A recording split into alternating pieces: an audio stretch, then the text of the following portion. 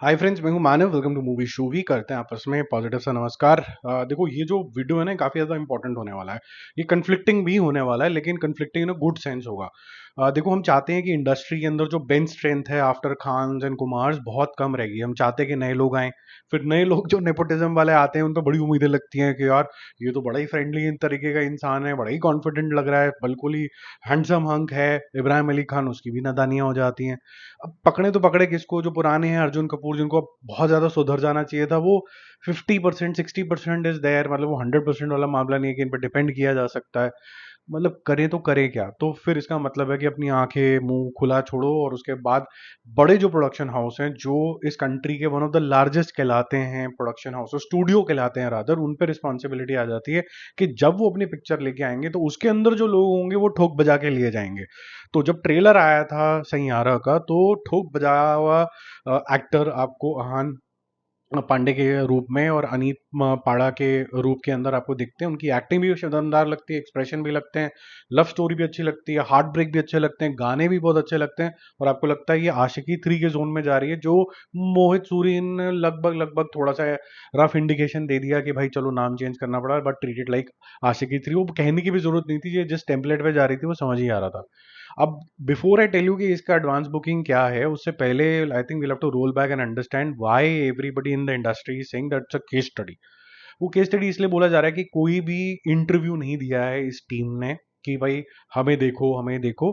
और क्या नहीं देखने के बाद बहुत ज्यादा केस स्टडी वाले नंबर आ गए हैं। केस स्टडी के नंबर क्या होते हैं कि एक नया न्यू कमर आ रहा था, आपका 20-25 करोड़ 30 करोड़ रुपए की ओपनिंग लग गई। अरे ये क्या हुआ? अचानक से न्यू स्टार्स आर बॉर्न। अगर मैं आपको बोलूं कि जी इसकी एडवांस बुकिंग 2.5 करोड़ रुपए है, 1 लाख टिकटें बिक गई हैं, और वो वाईआरएफ स्टूडियो जो है इसका डिस्ट्रीब्यूटर और प्रोड्यूसर है, तो आप बोलोगे बिग डील है, तो होना ही है। वाईआरएफ में फोन ही करना है ना सिर्फ कि भाई प्रमोशंस चलाओ, ये चलाओ, प्रमोशंस चल भी रही हैं तो वो हो जाएगा। YRF is a very smart marketer, वो करेगा। ठीक है, उसने कर दिया, वो करेगा, उसको मोमेंटम मिल गया। ये कॉर्पोरेट बुकिंग की बात नहीं कर रहा हूँ, अब कहीं आप कंफ्यूज हो जाए, इसलिए मैंने बोला कन्फ्लिक्टिंग होगा। उन्होंने अच्छी मार्केटिंग करी, उन्होंने सस्पेंस क्रिएट किया आर्टिस्ट के, तो 2-2.5-3 करोड़ रुपए के आसपास इसकी बुकिंग चली जाएगी। हायर साइड पे 4 करोड़ की बुकिंग चली जाएगी। लेकिन जैसे इसको प्रोजेक्ट करके दिया जा रहा है कि भाई ये तो नेक्स्ट लेवल के सुपरस्टार बन गए हैं, ये मतलब जो ऋतिक रोशन जब आया था वैसा एक बन गया मामला। ये तो केस स्टडी है, मतलब people are just dying to see watch this movie. उस तरीके के जोन के अंदर सबके चोमू लोग के, जो समोसा वाले लोग हैं, आपको सबको पता है कौन कौन है। वो एक सुमित खंडेल टाइप का है, कोई एक और रोहित टाइप का है। आजकल तो तरन आदर साहब को भी पता नहीं क्या हो गया है।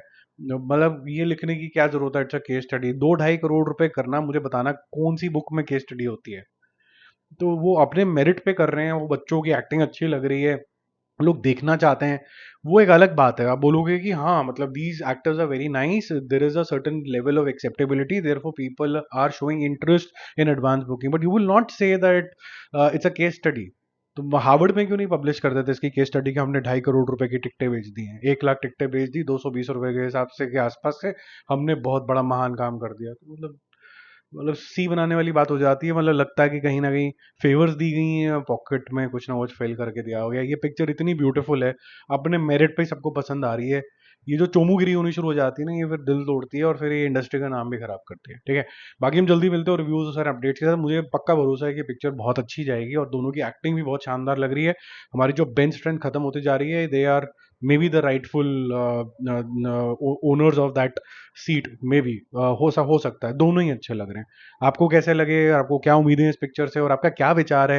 ये एक ही धुन में सब लोग बोल रहे हैं case study case study case study. आपके मन में क्या आता है जब ऐसी कंसिस्टेंट तरीके की चीजें कुछ क्रिटिक्स जबरदस्ती एक साथ बोलने लग जाते हैं? तो आपको क्या इंडिकेशन आता है?